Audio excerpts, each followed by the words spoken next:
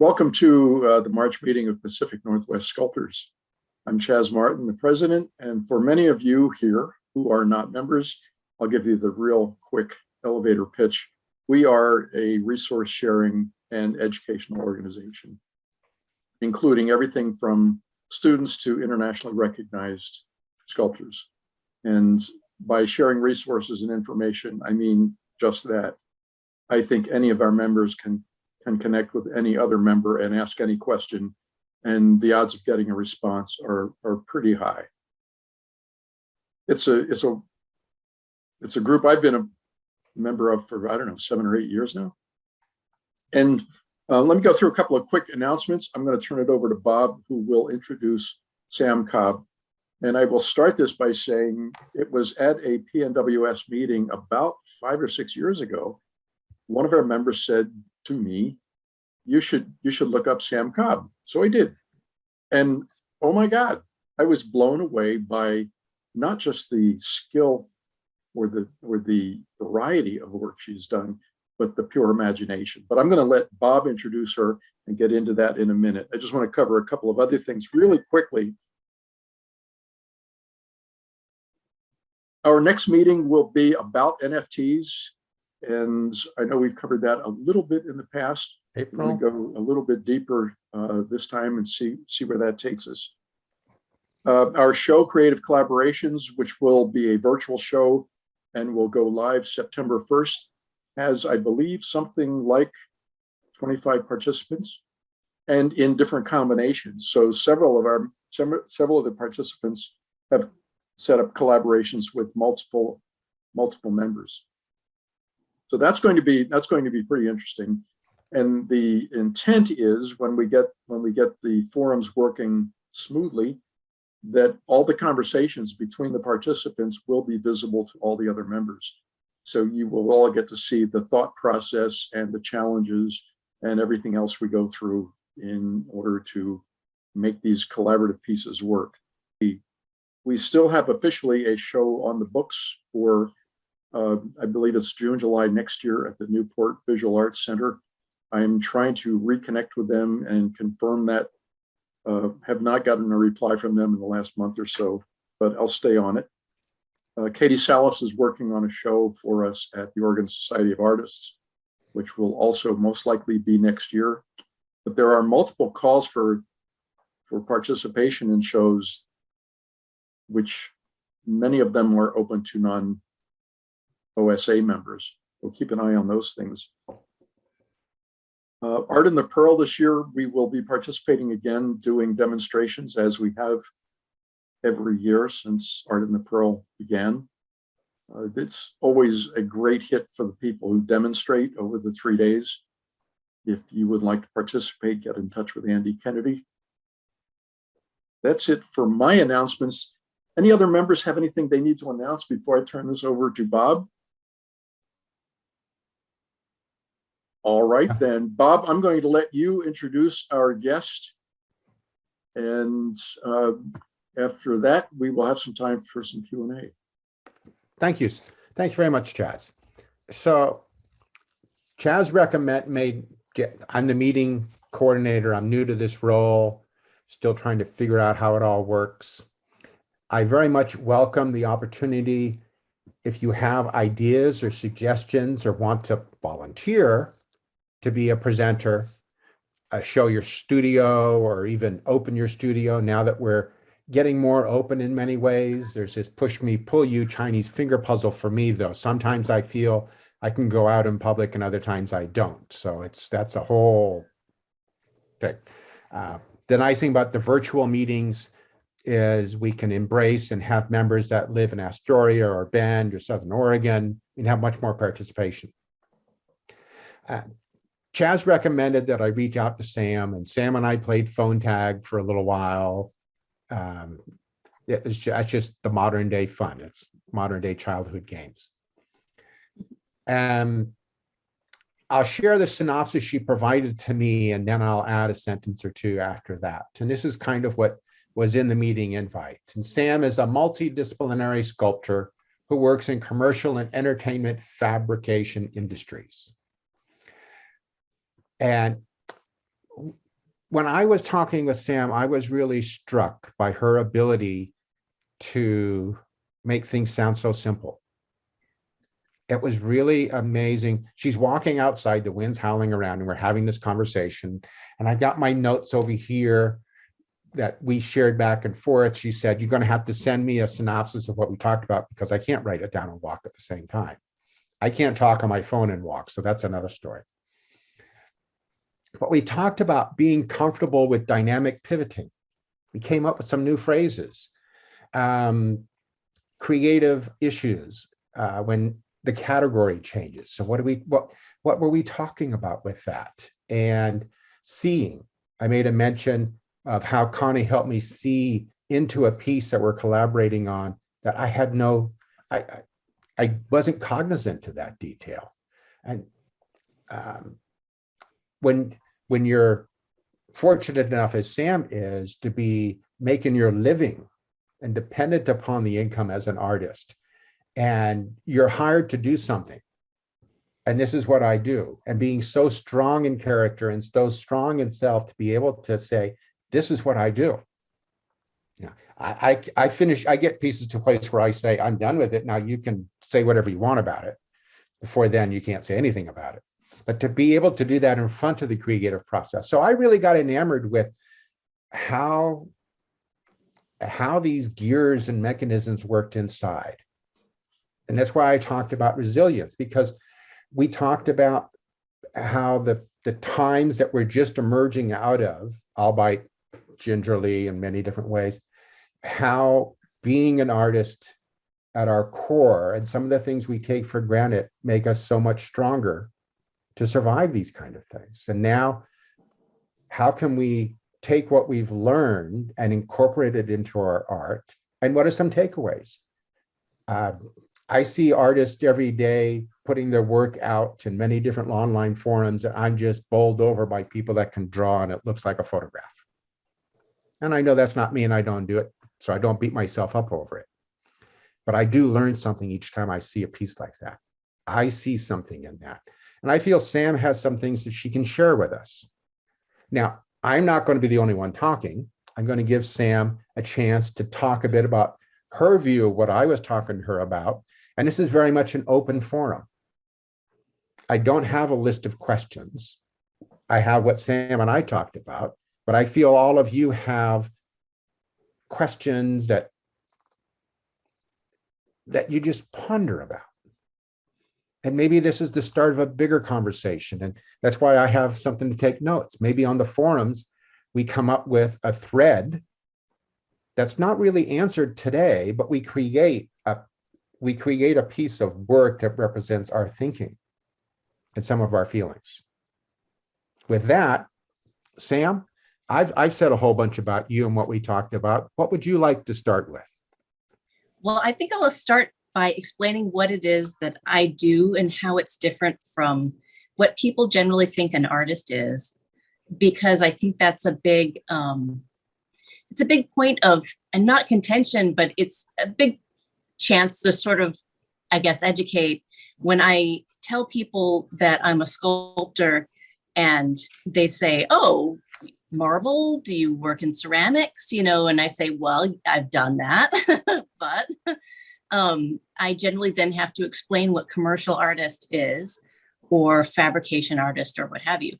My job has been for the past many years to simply be hired to do something that other people didn't know how to do, and to do that to the specs of what it was exactly that they needed. They hand me blueprints and they say, I need this thing, and we need it to do this, this, and this. And off it goes by this time in this budget. Generally speaking, it involves sculptural elements.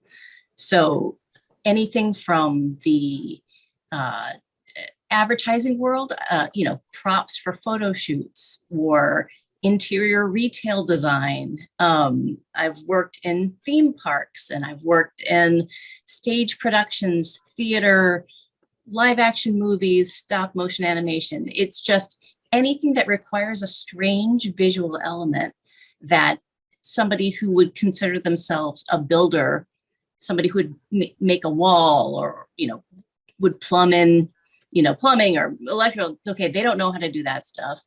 Not necessarily the work of a welder who's going to put down a framework. It's the sculptural elements that kind of get thrown in to spice it up. So, I frequently jokingly call myself an art mercenary because I am out there taking bids from basically just, who's the highest bidder and who's giving me projects that I find interesting. But at the same time, I frequently get absorbed by companies for periods of time where I'll work for them for a while to sort of get a retail program up and running, or to train other staff members in mold making and casting. And a very large part of what I do is just knowing how to make a little bit of everything and do that for a little bit of all kinds of applications and very fast. Are there any mediums you don't work in? I don't say that there's no mediums that I don't work in, but there are mediums that I don't work in very often. So like, I don't do very much steel work. It's not required for what I do most of the time. I can do a lot of stuff in brass because that's more applicable and, cost effective to what I'm doing. Yeah, it's quite interesting how you parse that down, where you didn't say metal. Yeah. You do brass. I might, and this over here, I find that being an art mercenary and being an assembler,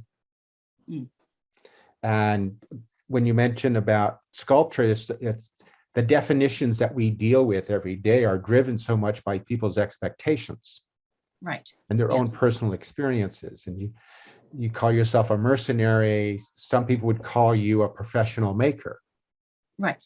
And I call myself that as well. But I like the I think the mercenary covers part of it, as I'm out for my own good as well. Yeah.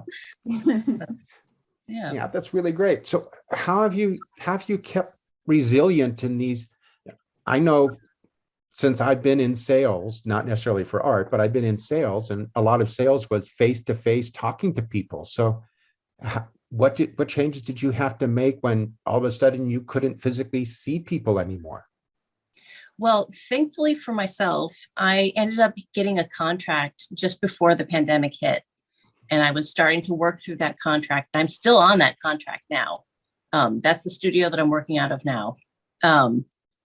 But in the past, most of my contacts I get through networking, really, through getting out there, and it's in the weirdest circumstances. So I went to a Halloween party one year, and I go all out for Halloween because I work in creature makeup effects, and Okay. It's a competition for us. We can't help it. So I went all out, and I went to this Halloween party at a bunch of comic book writer and illustrators. It was sort of based around that. And I just love to explore other forms of creative expression. So I don't sit in groups just with other artists. I like to hang out with people who write, people who, play music. I'm always sort of looking, dipping my toes into those places because you never know what'll come up. So I was at this Halloween party, met a gal there. She loved my costume, ended up looking into the rest of my work, loved my work, invited me to be a part of a gallery that she was hosting.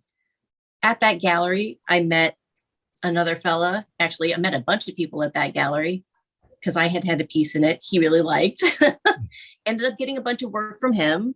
So there's quite a lot of the work that I get that happens that way, where it's just this sort of constantly putting yourself into a place where creatives are, or where people who are in the creative business, so producers or art directors, where they happen to be present and where you get to talk and bounce ideas off of. Because it's just a fact that in the creative work world, you work with people you like and people who you work well with, because it's not always easy to find artists that are talented and then work well in a team. It can be tricky. So When you find somebody you like, you constantly hire that person back again and again. You always have them in the back of your mind. So I put myself into places where I can meet people. I just love meeting people anyhow, but so it's an advantage for me, but I put myself constantly in places where I can meet new folks and expand my network.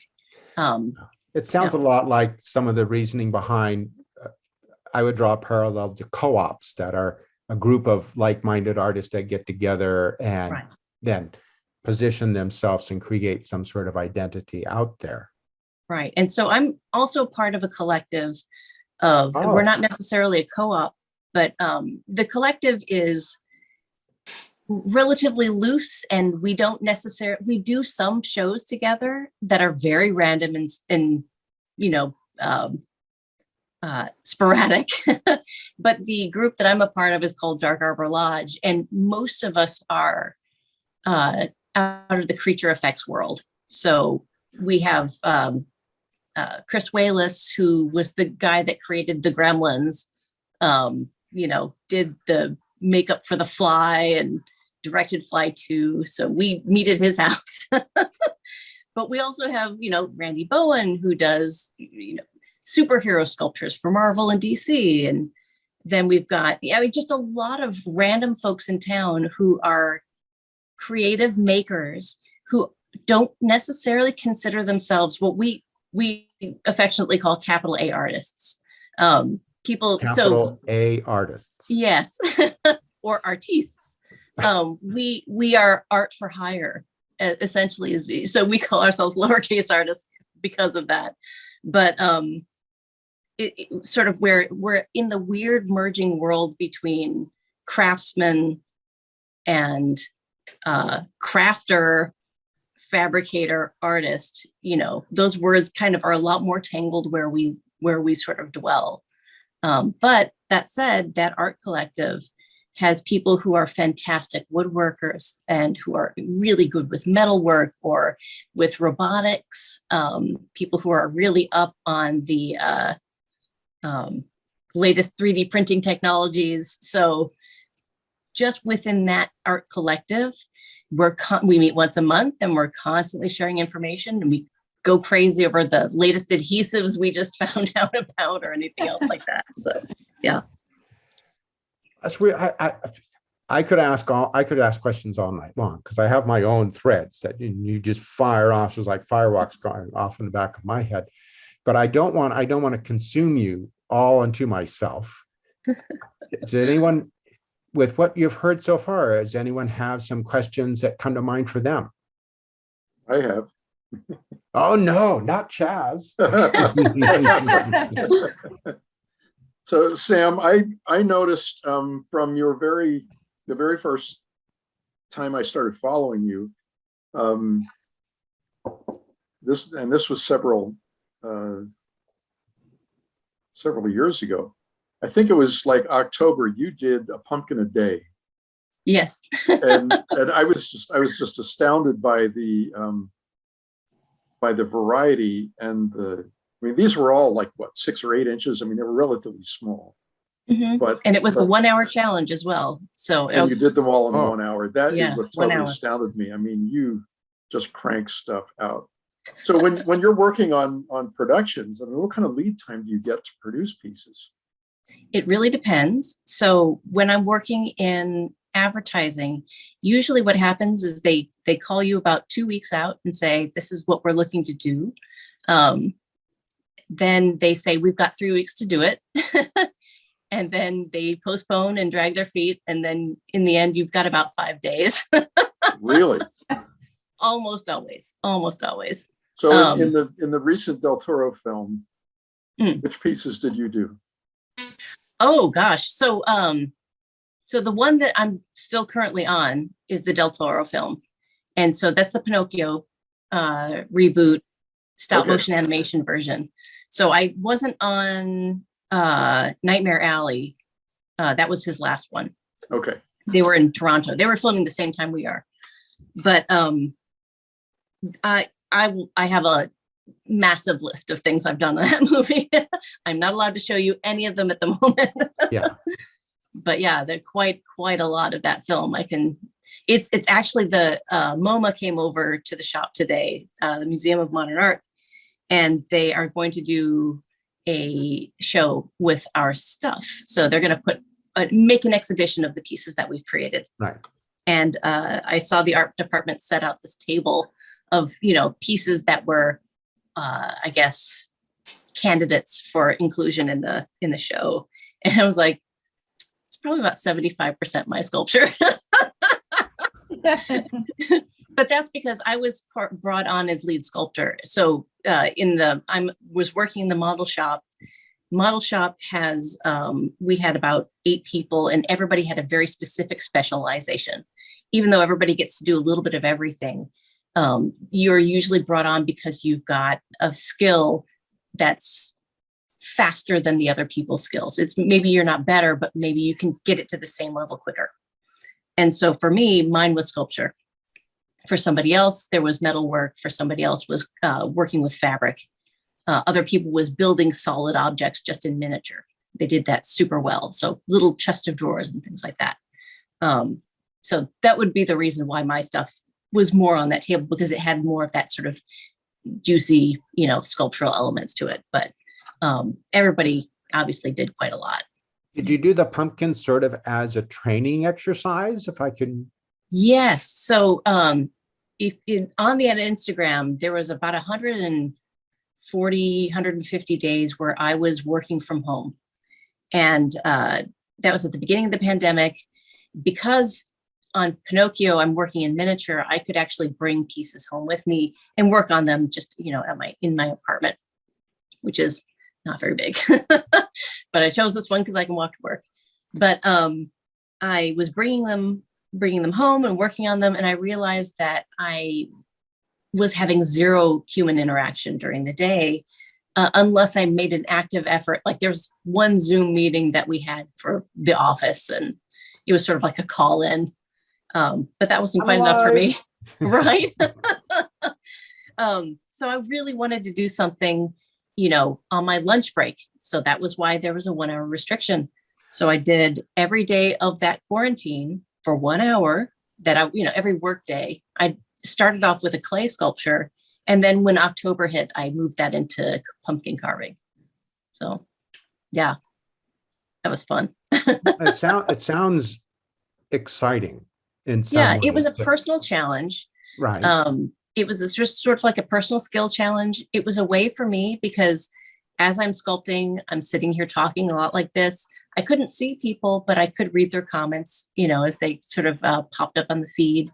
And lots of people from all over the country, a couple people from around the world would show up every day. And we'd just have these great little conversations back and forth. I'd see their comments pop up and I'd just talk back and forth with them. And it was really, I think it was just a way for me to keep my sanity and to keep interacting with people outside of just my little 4 walls. I sense this is not the first time you've set a challenge for yourself to keep your mind sharp. Right. Well, no, I have probably a bad habit of doing that. My training was not in the arts at all. It was in linguistics. I have a bachelor's in linguistics and I was starting to get a master's in it when I decided to drop out and become an artist. But I still actively study Chinese, and, I have a love for mnemonics. So I like to keep my brain active in lots of ways. And I really try not to put all of my eggs in one basket when it comes to just stimuli. I think kind of having, my left brain hobbies, as I call them, in the mix kind of expands my ability to do other things, I think, at the very least, because I do a lot of problem solving on the work that I do, even in my personal artwork with the automatons that I make. It's a lot of problem solving and art involved as well. So it's engineering plus sculpture. Yeah, as you mentioned, people bring things to you and say, I want it to do this. They don't tell you how it gets done. They never know how. That's most of it, is me talking them through, okay, well, here are your options for materials. And here's the different reasons why you might choose those options, price, time, durability.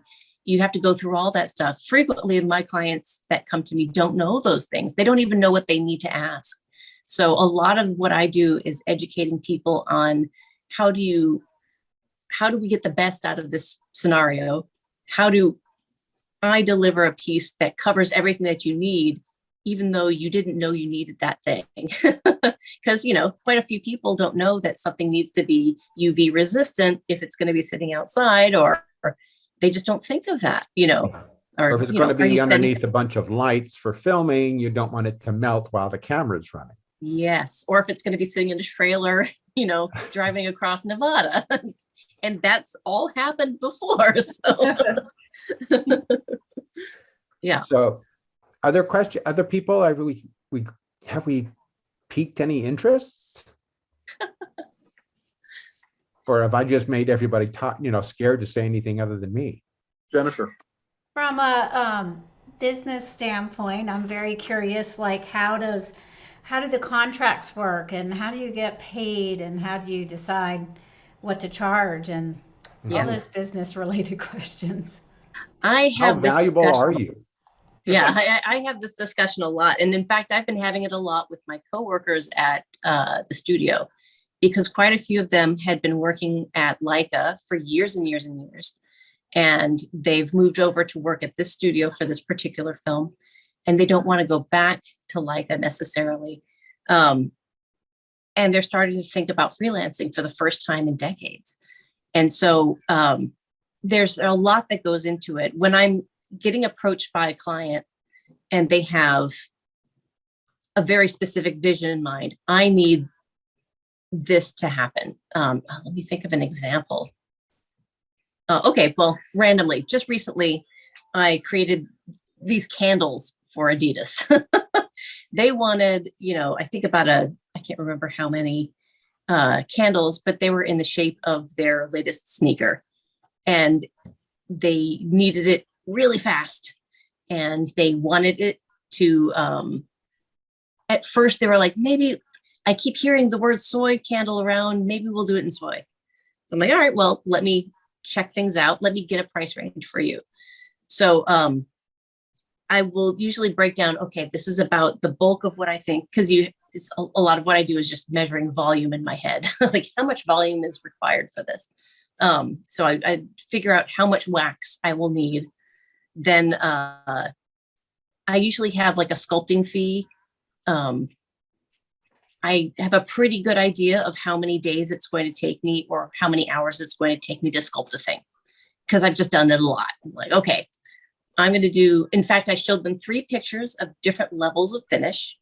Mm-hmm. I just searched the internet and said, okay, here's a really smooth, blunt, not very highly detailed thing. Here's the medium. Here's the super high detail. This is this many hours, this many hours, this many hours. That means this much, this much, this much. I usually have an hourly fee for sculpting. And it kind of depends, you've got your friends and family fee, and then you've got your other people fees. Yep. There's also friends and family more, right? No.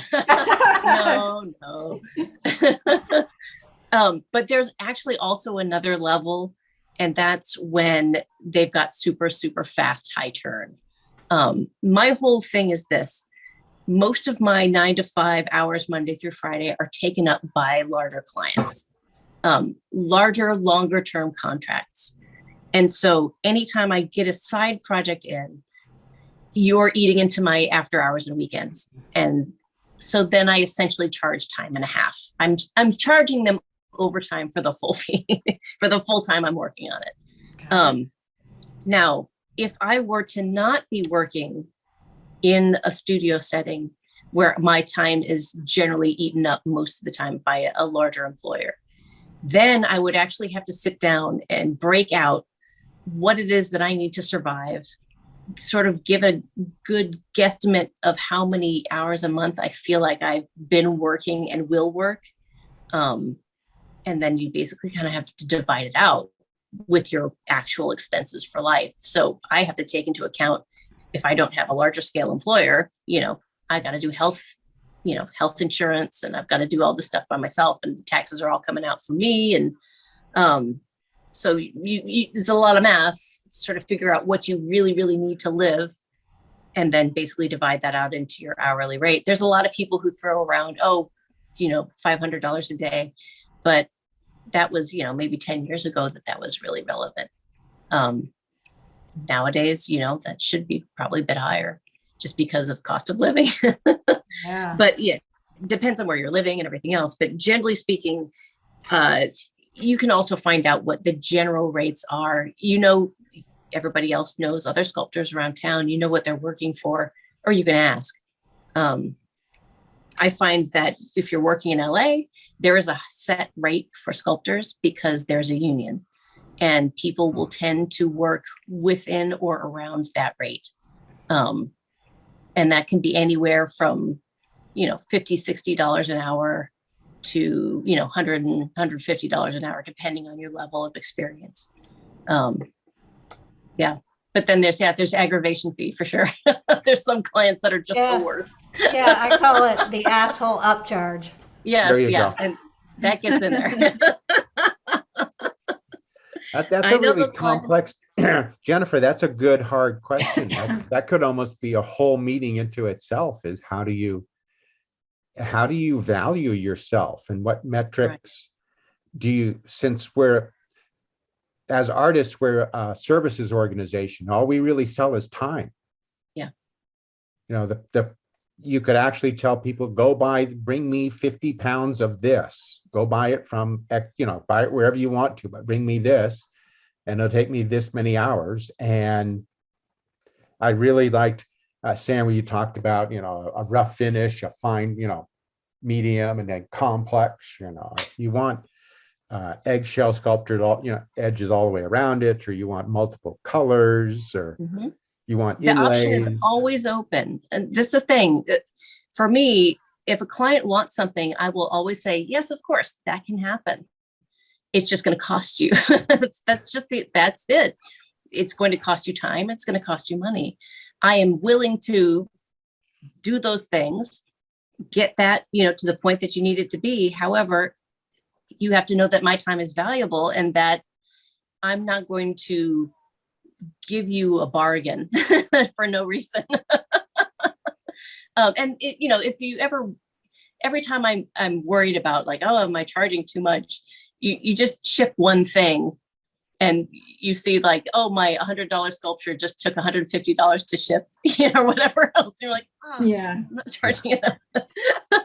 exactly. Or, that if you really, really work out your hours of what you've put into a piece, and then you sort of equate that over like, wow, I could have worked at Starbucks or anything else and gotten the same. They're getting a good deal. Yeah. And even from working in the corporate settings that I've worked in, I've worked for design firms in town for long stretches of time. And, I was getting an hourly rate, or I was getting salaried.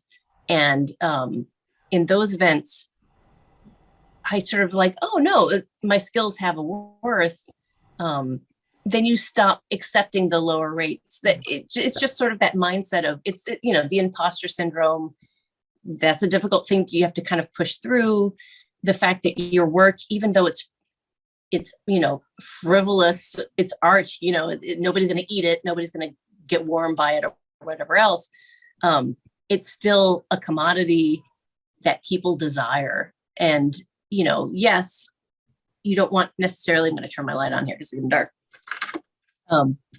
You don't, as an artist, always want to commoditize everything. Sometimes you just want to make art for the joy of doing so.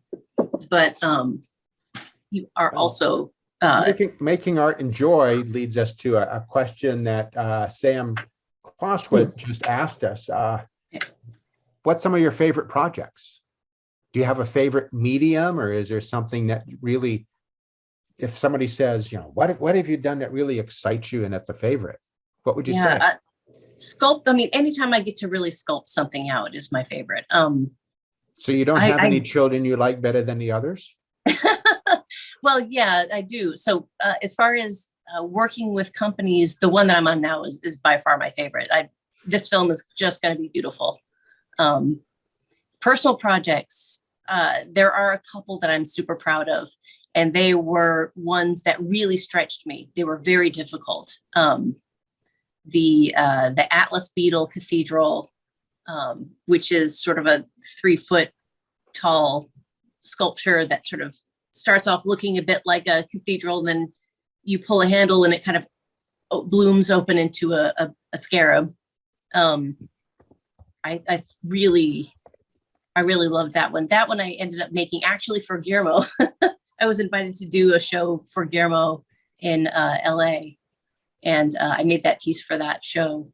Yeah, that one I think just because of its complexity, it was something that really kicked my butt trying to make it. And I think it didn't come out the way that I had it in my head, but I think I think it really came out to something that I was proud of. How many hours I'm did going to you ask put you into to, that? Oh, I have no idea. No idea. And that's the problem with the kind of work that I do is I could never recuperate the money back in a sale. So I tend to not sell those pieces, the ones that I'm super proud of, because the hours that I put into it, nights and weekends, obviously I'm coming back from my other jobs. But yeah, those, they're my babies, so I keep them. Sam, when I was an art director, I always sought out the photographers, illustrators. I don't think I ever worked with, maybe occasionally a sculptor, but as an art director, you're always looking for somebody who, here's my vision.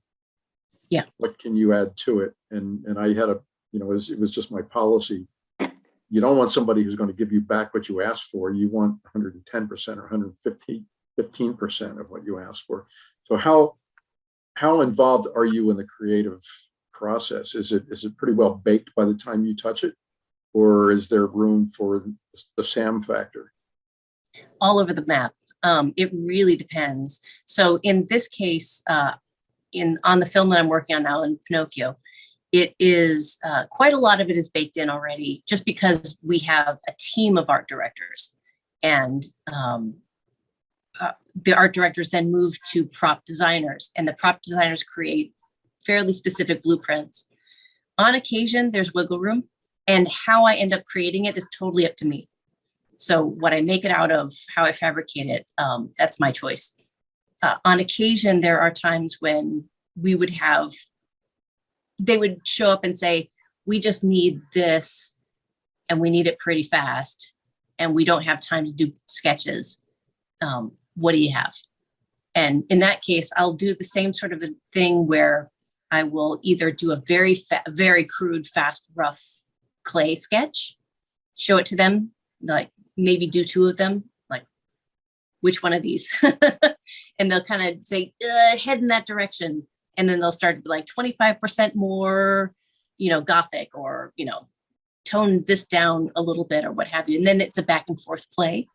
However, there are other shorter term clients where I'll pick something up and they'll just be like, I don't know, I just kind of want this, and then I really can go to town. So in that case, it's still a lot of communication.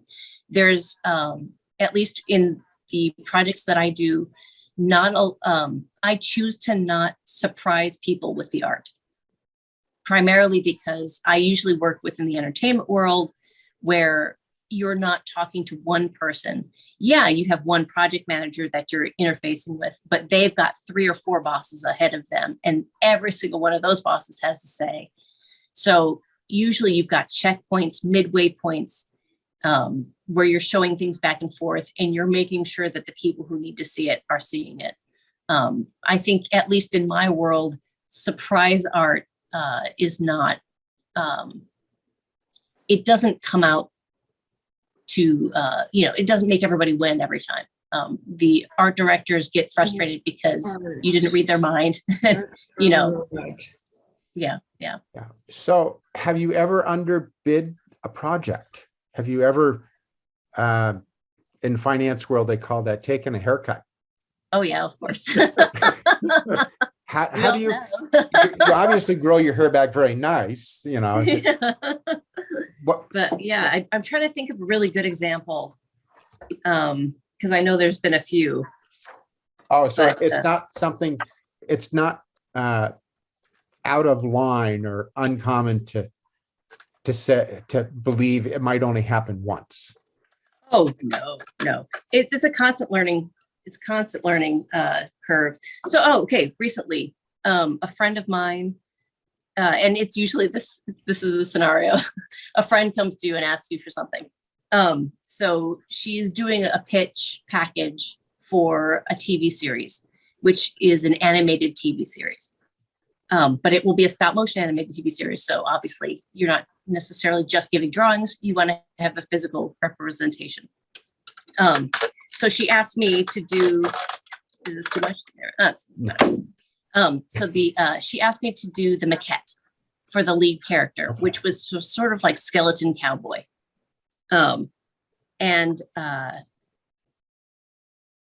Usually what happens is, you know, you get a sketch, you're like, okay, I guesstimate it's going to take me about this long to make it. I couldn't stop myself from continuing to pick at it again, because it's for a friend, for a passion project for her. You know, clearly the amount that I was paid to do the job was probably half of what I should have charged for that. But it's almost always when it's a friend or somebody that's close to you that you end up eating it. Right.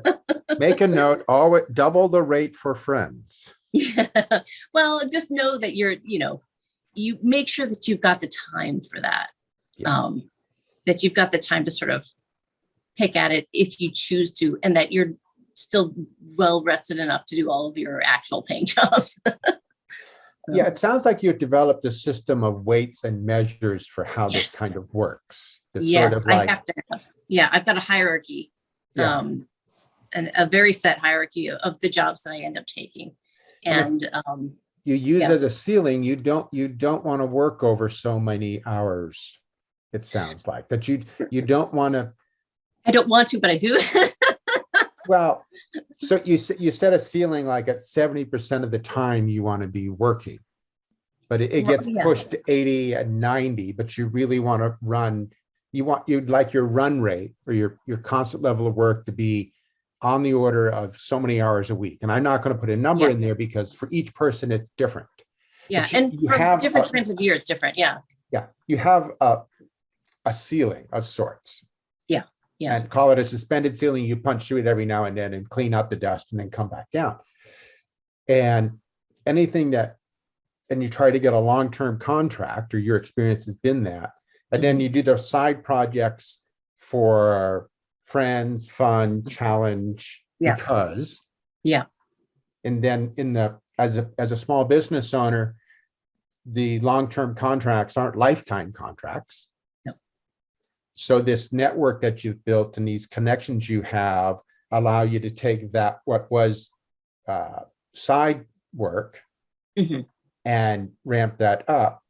Yeah. Continue your reputation, continue your expertise, do your experimentation, and then someone sees you and hires you again.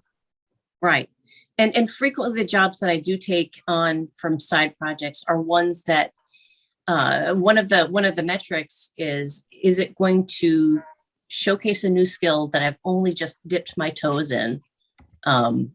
So, you know, I've been doing this automaton wedding cake topper for a friend of mine. A wedding cake topper. Yes. So it's a mechanical wedding cake topper. But the trick is I took this on because I'm going to try and cast it in chocolate. And I'm going to try to make sort of like the first chocolate wedding cake automaton. And I've just had this obsession of wanting to try it for forever. And that's why when they asked me to do their wedding cake topper, I'm like, you know what I'm going to have to do. Does that include, does that include robotics? Okay, so what I'm going to end up having to do on this piece is so I'm creating two versions. I'm creating a resin version so that they can use it as a keepsake. And then I'm going to need to create a brass internal armature for both characters, which then has a cladding of food grade silicone. And then it will be capped with a shell of chocolate. So it'll almost be just like yeah, almost as if it was like a little robot, and then you just put the little shell of chocolate around it to do the figure and form. That's the hypothetical way I think it should work. So I've been dabbling in chocolate a little bit, as far as I cast some chocolate pieces for a friend for a cake competition a little while back. So I kind of have an idea of what I'm doing, but it's really stretching me this time. So to mechanize chocolate, it's been in my head for a long time, and this was the ideal. So obviously I took this job. I'm not even getting paid for this one. I just wanted to do it. But that's a part of the whole thought process is it going to push me into a new arena, which could actually bear fruit down the line? I don't know that mechanized chocolate is going to be the next wave of the future, but for whatever reason, I have been obsessed with it, and I'm going to follow that. And at the very least, it will pick up interest from random people that might want me for something else. So I think the weirder you dip your toes into things, the better. Oh, Alyssa's got a question. I think you're on mute though. You're muted. Hi, Sam. Good to see you. Hi. Really, really interesting listening to your story. Fascinating. So it reminds me of my graphic career and illustration career, which was, it hasn't completely ended, but mostly. And I wondered if there was a part of you that, I don't know, I've always had I've separated these two parts of myself, the commercial part and the fine artist. And it sounds like you're blending. I mean, I could blend those two in certain illustration projects, of course, and design projects, but I think of this other part of like doing what you want to do, doing work for hire as a different animal. And I wondered if that ever comes up for you, like as a separate approach, or just curious how you think of that in your mind. Yeah. I think I blur them a lot more. And I think predominantly because when I do side projects or I do personal projects, I do it because I am challenging myself. I don't always necessarily need the extra money for it, but it's really just like, how can I push myself into a new weird technique or a new material that I've never used before, just because I like that kind of challenge. And because of those pushes and kind of pushing the boundaries of what I'm able to do, it almost always weirdly folds itself back into the more steady paying work. So it's just like this weird folding in cycle that happens constantly. And then the people that I do something socially with, that ends folding it back into some bigger contracts. And it's odd the way that it marinates its own self constantly. So I think the bread and butter aspect of it tends to be the things that I get hired to do things on the longer term contracts that I'm really comfortable doing. And then the side projects, I kind of get pushed outside of that comfort zone. And then I bring it back in to be more comfortable doing those things, and it stretches and grows. But that said, I also get hired onto positions where I end up getting pushed around and into new departments, and I'm very okay with chaos, and I'm very okay with being very uncomfortable and knowing 60% of what I'm doing. That's just my nature. I'm a risk taker by default. And I feel competent enough that when I get thrown into a weird scenario, I can figure it out. And it's because I've had to many times. So I think it's really just a confidence factor. Every time I push myself and I do it, even if it's painful, it brings me back to a place where I'm like, no, I can take this job, or I can do this other thing because I know that I'm a capable person. I think it's really just down to that. So that's having that strength in yourself, that trust in yourself and belief in yourself. Yeah, we but know belief that that's backed by experience. It's yeah, I unfortunately work with a lot of people who have a lot of belief in themselves, but it's not backed by anything. well, now you've mentioned you work in silicone, and you do modeling and maquettes, and take clay and steel and brass and wood. Do you do things in wood too? Oh yeah, definitely. Yeah, wood is what I started doing. Started working when my first sculptures was as a kid, stealing the knives out of my parents' kitchen drawers and trying to carve sticks in the backyard. I for whatever reason, woodworking was the thing that drew me in. Yeah. So what you described reminds me very much of my start as an industrial designer. Yours seems kind of much closer to being spontaneous because of the industries you work in.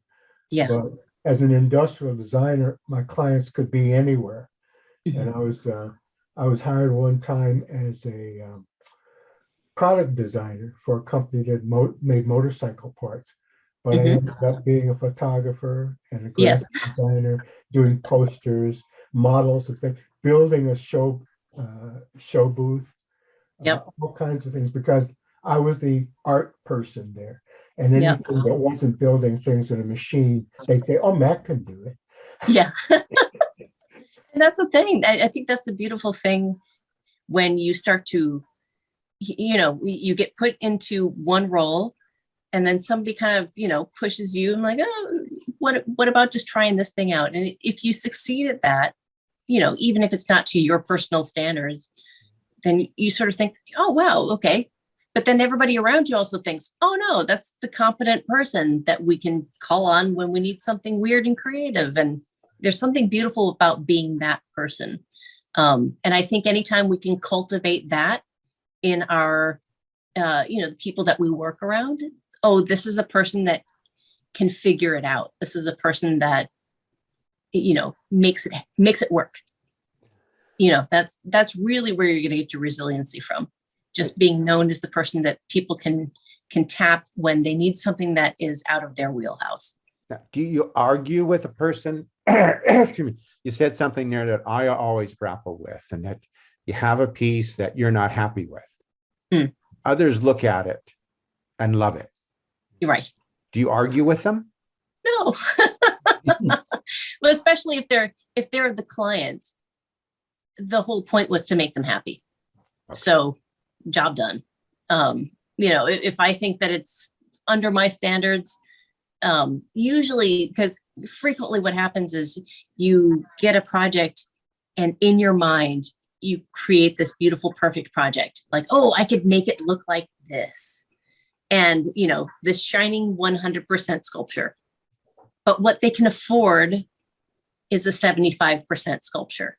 And sometimes it breaks your heart, but you have to give them a 75% sculpture because that's what they bought. They wanted the 75% sculpture. Whether it's because of the budget or the time, that's what they get. So sometimes you have to look at it and just release that and be like, I'm sorry, I can't do the 100% sculpture. And you're saying I'm sorry to your own self. Okay. Like, I could have done this beautiful thing, but my time is valuable. That's an interesting dimension. Because to be able to let go. But go ahead. Yeah. Is that do you just do one-off sculptures? Is you give them a 75% sculpture if that's all they can afford, and this is just a one-of-a-kind sculpture, or do you make molds of it and make multiple copies? I've done all of the above. So, at one point, at one point I was given 3 days to make a 3.5 foot tall bulldog for a commercial. And And it had to look specifically like this one particular sculpture of a bulldog. And they showed up and they put a big block of, styrofoam, and they're like, okay, we'll be back in 3 days. And, I had a 3-day weekend, and, I gave them a 3-day weekend sculpt because that was the timeline that they had. Would I have loved to make it more beautiful? Absolutely. But they had 3 days. I did it in 3 days. And they were totally happy with it. And there are other times, and that was a one-off. So I coated it in epoxy, off it went. But other jobs, yes, like the shoe candles, they wanted a 75% sculpt. So they wanted the medium grade, smoother features, not a lot of detail. But then I did mold that one, and I cast, like 100 of them or whatever. Okay. And so it's all of the above. It's anything and everything. I just have to take a deep breath. When you coat something with epoxy, there's all sorts of epoxies. Would that be like Epoxy Sculpt, or No. something you'd mix with 2-part epoxy? It's a 2-part. Yeah. So it's basically like the marine grade epoxies that you would coat, for doing glassing in boats or something like that. You can use that as a pretty suitable hard coating for styrofoam. Okay. Yeah, because you can then go back over the top of it, and epoxy doesn't take paint that well, but you can, for a 1-day shoot, it's fine. It'll just make sure that they don't accidentally, hit it with a C-stand and break a chunk off of it. Okay. That's the whole thing. Like I've done, I did a cow for the Tillamook cheese factory at one point. And in that case, they were very specific of, okay, we want you to sculpt it out of foam, but it needs to have a bulletproof hard coat, because we are pretty sure, even though we're going to put signs all around it, that kids are going to be climbing on it. That's just the way, they just know the people that go there. Kids are going to get over the railing, and they're going to be sitting on that. And we don't want anybody to fall through and cut themselves. Right. So I'm real curious. Yeah. What did you coat that with? So that one I did glass it. But I still used an epoxy resin with S-Glass. And then we did a reinforcement on the inside of it, just on certain point, just like it's a laying down, it's a cow that was sort of laying down. So, a single beam that had, ground supports, and that was just in wood, and then clad it with foam. I sculpted the foam out and then coated it with epoxy resin and S-Glass.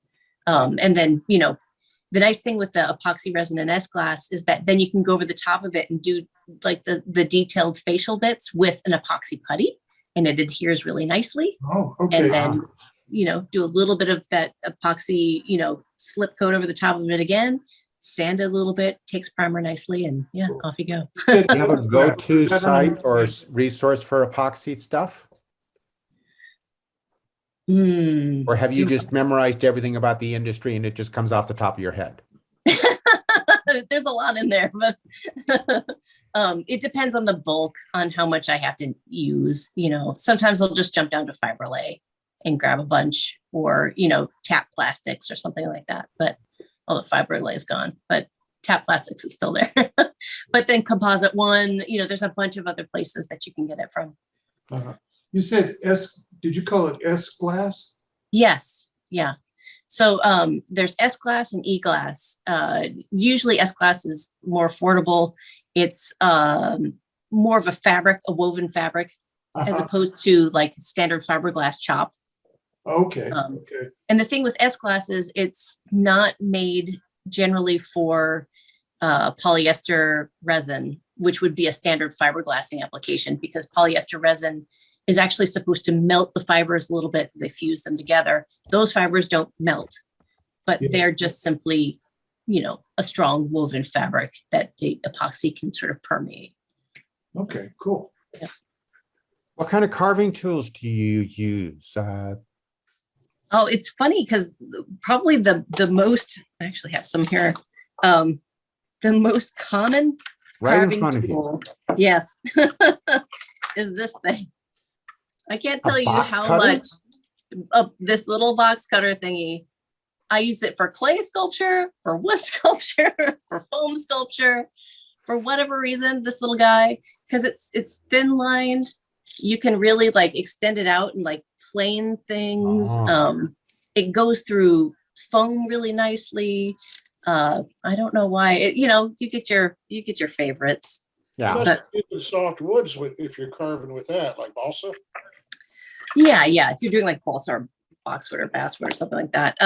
But like I did a sculpture in walnut, and that I have a bunch of flex cut chisels that I'll use with that. Do you use like Fordhams and whatnot? I don't have a Fordham. That's my next. And like someday when I have a nicer shop space, I definitely want to get a Fordham. But I have a Dremel. Yeah. You're gonna hit me. I have 4 Fordhams. Oh man, yeah, it's on my wish list. So I've got a Dremel that I've had since I was 16 years old, and it was still when Dremels were worth buying. These days I get a Dremel in like 6 months and it's toast. But if you go to woodcarversupply.com, they're down in Florida, they make a master carver micromotor that takes up to 1/8 inch shank carving burrs, 45 nice. RPM. Oof. Ooh, Yeah. you get some serious carving. Yeah. Take off your hand. No, you gotta keep your hands out of the way. Simple rule. I try to, but I've definitely gotten a couple of little gouges. I have self-imposed woundings all over my body. Man. Thankfully, all the fingers are still here. Not too much. Yep. Can count 10 of them there. Yeah. So, Sam, we've been listening to you for over an hour. I'm really enamored. I continue to be enamored with you, even more so now. Chaz, how do we just keep going, or do we, abide by the hour? Or Sam, are you interested in continuing, or? Well, it's up to you guys. We generally try and rein it in somewhere around an hour or a little over. But I mean, obviously, Sam could go on for 24 hours and we wouldn't repeat any information. And I would continue to be in awe. Sam, thank you so much. I'm really pleased. Go ahead. Does Sam have a website or where we can see her work? I posted a couple links in the chat. One is from the there's a gallery that I did post a link for Dark Arbor Lodge. Okay. And then Gallery Nucleus has some of your stuff on their site. Yeah, that actually the Beetle Cathedral. That was the Guillermo show that I did. So that should be in there. The I can't pronounce it. CHALCOSOMAIMO Atlas 2. Yes, Atlas 2. Yes. Okay. Yeah, and then Instagram, I'm on there. That's where all the pumpkins are. What's your handle on Instagram? It's just Sam Cobb 78, or just hashtag Sam Cobb. I'll pop up. Okay, hashtag Sam Cobb. Yeah, COBB. I have a website, but I'm not really operating it at the moment. I'm deciding whether or not I want to keep that up or take it down. Aren't we all in that dilemma? Yeah. You could talk to Chaz about all the fun becoming a programmer to have a gallery online, and how do you actually show your pieces? Oh boy, yeah. Oh, and then I think Dark Arbor Lodge is going to be doing a show over at the cave in October. So we're going to do a little monster show for Halloween season. Okay. Excellent. And, yeah. So it'll be, Excellent. I'm just sort of coordinating it, but there was probably a good 10 artists involved in it, and it's going to be lots of creepy monster things. So, yeah. Yeah, the website Dark Arbor has a lot of very eye candy-ish things on it. Yeah, so that's our collective. We're a bunch of weirdos. Bob, I want to thank you for pulling this all together. and for a bunch of great questions. Sam, thank you so much. This has been a very rich hour of information, and it's been a real pleasure to actually kind of virtually see you, having followed you for several years and just enjoyed your work so much.